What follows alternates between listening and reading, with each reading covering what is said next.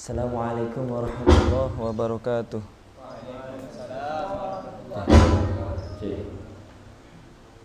Alhamdulillah rabbil alamin. Hamdan syakirin, hamdan na'imin. Asyhadu an la ilaha illallah wa asyhadu anna Muhammadan abduhu wa rasuluh. Amma ba'd. Hujjatul Islam Al-Imam Ghazali berkata, menasihati itu mudah, yang sulit itu menerima nasihat. Dan ketika dulu saya waktu masih mondok di Bogor, awal-awal saya mondok, saya pernah dinasihati oleh senior saya. Walaupun saya pertama kali mondok di situ dibandingkan dia, tetapi dia lebih senior, lebih lama mondoknya di tempat lain, jadi dia pindah gitu. Tetap saya anggap senior, walaupun umurnya di bawah saya. Dia pernah menasihati saya begini, saya pernah panggilnya masyarakat itu kurang lebih saya ingatkan ini, tidak melihat ilmu kita semuanya. Jadi kalau kita pulang, lakuin dua ini, insya Allah dianggap sukses jadi santri. Apa yang dua ini? Satu, ketika kita mendengar azan, ada di mana sholat kita? Ada di masjid kah? Atau di musola? Atau malah di rumah? Dan yang kedua, hablum minanas kita, atau akhlak kita kepada keluarga, tetangga, dan orang sekitar kita. Ketika saya mendapatkan nasihat itu, langsung saya amalkan ketika saya pulang, dan alhamdulillah responnya baik dari keluarga, tetangga, dan orang sekitar. Dan memang benar, ketika saya pulang mondok pertama kali, sedikit sekali orang yang ingin tahu seberapa banyak ilmu saya. Tetapi lebih banyak orang yang ingin mengetahui perubahan saya. Dan masyarakat biasanya melihat hanya dua tadi. Satu, ketika waktu sholat ada di mana kita. Dan dua, akhlak kita atau hablum minanasa kita kepada orang di sekitar. Karena sebanyak apapun kita mau membawa pulang ilmu kita nih, ketika mondok puluhan tahun sekalipun, tetapi kalau waktunya sholat kita diem di rumah, apalagi sambil megang handphone, pikiran orang akan jelek dan ilmu kita akan dikebelakangkan, dianggap sia-sia kita mondok. Karena sholat berjamaah sebenarnya tidak perlu orang yang mondok.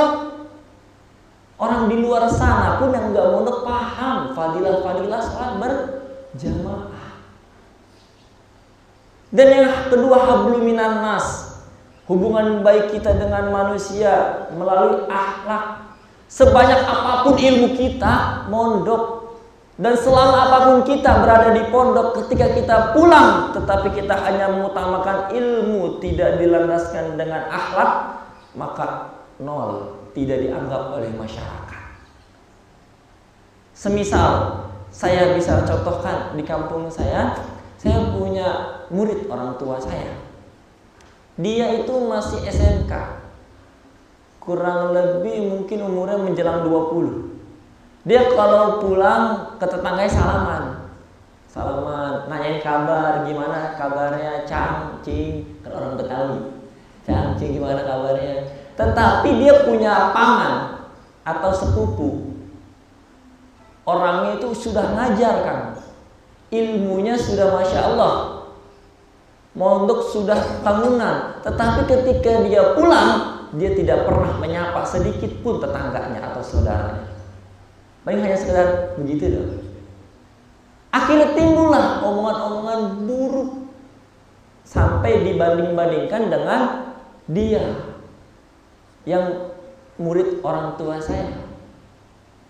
Kok dia pulang mondok kayak gini, kok enggak kayak si ini gitu. Akhirnya dijadikanlah perbandingan. Padahal sama-sama santri, padahal yang satu satu sudah ngajar, yang satu masih diajar. Tapi kenapa pandangan masyarakat, pandangan tetangga atau orang sekeliling rumah kita memandang lebih baik yang akhlaknya? Karena memang itu masyarakat di luar sana itu tidak tahu betapa pedihnya, tidak tahu betapa payah susahnya kita belajar di pondok, tetapi yang mereka lihat hanya output atau hasil dari kita mondoknya. Jadi kalau kita mau mondok sampai ngafal ngantuk-ngantukan, terusnya rela lapar ketika nggak dapat kiriman, ketika kita rela bergadang untuk belajar, masyarakat nggak lihat itu, enggak. Tetapi ketika kita pulang, apa yang kita bawa, penghasilan perubahan dari akhlak kita. Makanya sunnahnya salah satu ketika nanti Idul Fitri atau hari raya itu Rasulullah ketika berangkat dan pulang ya jalannya berbeda.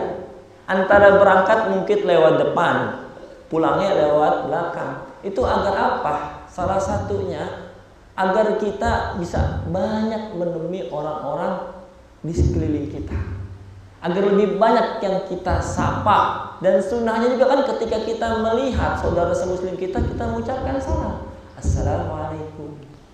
Karena apa? Agar lebih banyak kita mendoakan orang lain dan kita didoakan kembali oleh orang lain.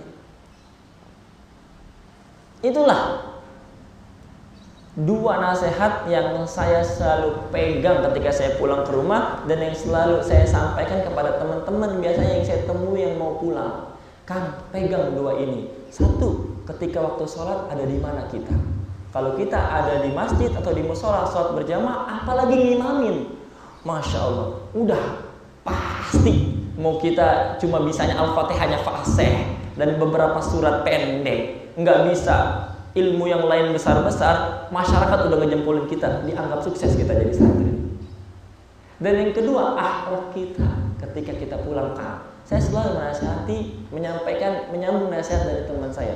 Insya Allah orang tua kita dan bahkan tetangga kita menganggap kita sukses menjadi santri. Kalau kita sudah melakukan seperti itu dan kita sudah dibanggakan menjadi santri, insya Allah kita akan menjadi wasilah hidayah bagi orang-orang di sekeliling kita. Nanti nih orang-orang lain akan mengatakan seperti ini. Tuh, mondok aja kayak si fulan, kayak si fulana, nanti kayak si fulan. Anaknya pasti akan ngomong kayak gitu. Nanti ikut mondok ya. Kalau saya di kampung itu bahasanya Aiki. Nanti ikut mondok ya sama Aiki. Nanti jadi kayak Aiki, mau enggak? Nanti kita akan jadi perbandingan atau dijadikan tolak ukur orang yang sukses.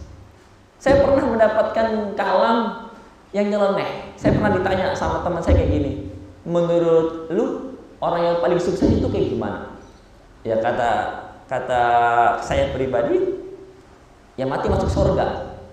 Enggak nih, di dunianya dah apa?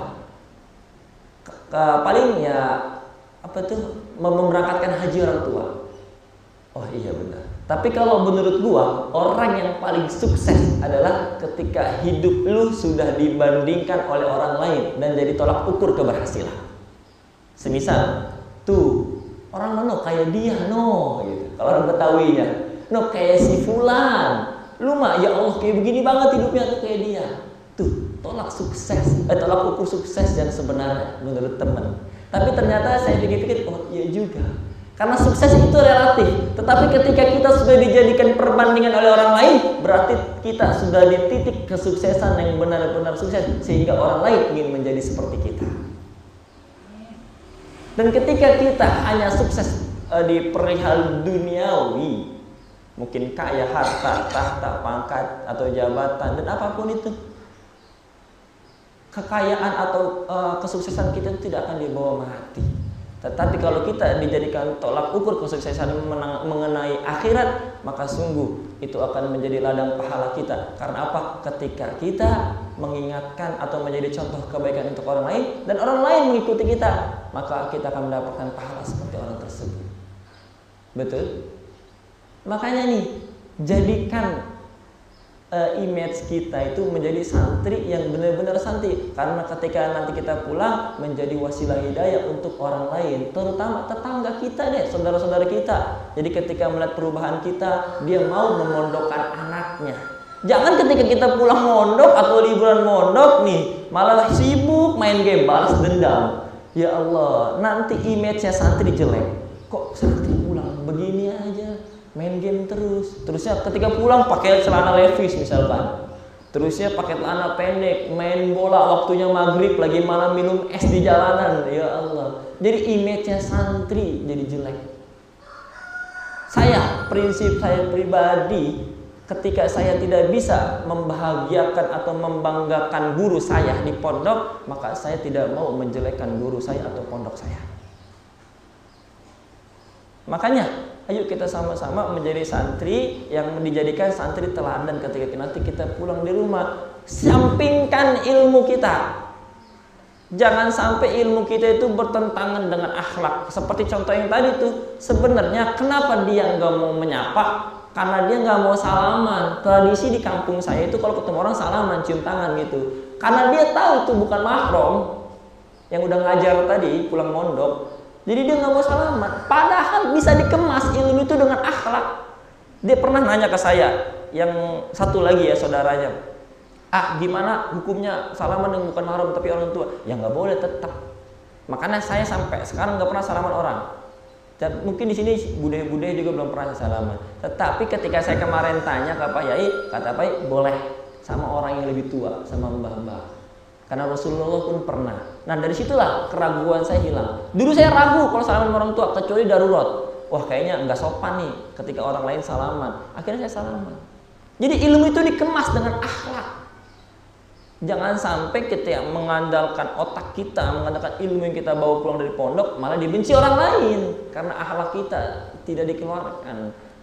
Oleh karena itu, yuk sama-sama kita perbaiki, kita perindah ilmu kita dengan akhlak. Agar apa? Semakin kita menjadi orang yang alim, maka semakin seharusnya kita disukai oleh orang lain. Karena apa? Ilmu yang kita bawa ini bukan ilmu dunia untuk bangga-banggaan, tetapi ilmu yang kita bawa ini, Kang, Mbak, adalah ilmu yang diajarkan oleh Rasulullah. Dan siapa di dunia ini yang paling disukai oleh orang lain? Yaitu Rasulullah. Setiap gerak tubuhnya, setiap ucapannya, setiap langkahnya selalu disukai oleh orang lain, walaupun orang yang membencinya. Maka lucu, sangat lucu ketika kita mempelajari ilmu yang diajarkan Rasulullah tetapi malah kita dibenci oleh orang lain.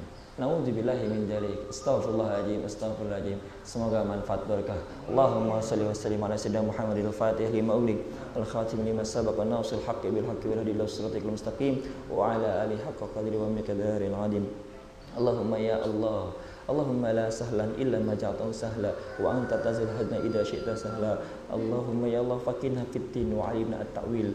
Allahumma inna nas'aluka ilman nafi'an wa rizqan thayyiban wa 'amalan mutakabbalan. Allahumma ighfir lana dhunubana wa li walidayna warhamhuma kama rabbayana shighara wa li jami'il muslimina wal muslimat wal mu'minina wal mu'minat al ahya'i minhum wal amwat bi rahmatika ya arhamar rahimin. Wa sallallahu alaihi wasallam Muhammadin nabiyyi wa ala alihi wa sahbihi wa baraka wa sallam. Walhamdulillahi rabbil alamin. As'aluka al-ijabah bisiril Fatihah. Bismillahirrahmanirrahim.